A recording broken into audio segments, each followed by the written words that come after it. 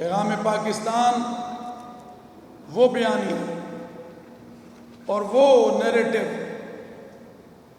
پاکستان نے دیا ہے، پاکستان کی ریاست نے دیا ہے،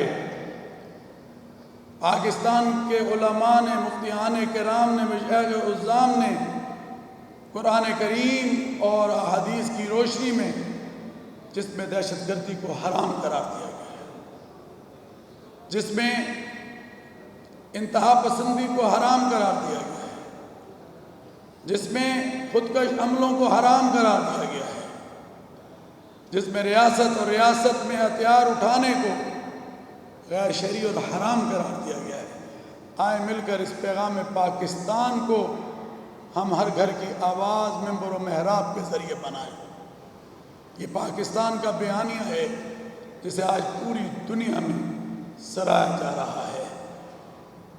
تو مل کر اس وطن عزیز کو مضبوط بنائیں گے کہ نہیں بنائیں گے؟ ہاتھ کھڑا کر کر کے انشاءاللہ بنائیں گے، اور اس ملک کو آگے لے جانے میں اپنا کردار ادا کریں گے، اور اللہ سے دعا ہے کہ اللہ اس استحکام پاکستان کانفرنس کو اپنی بارگاہ میں قبول فرمائے۔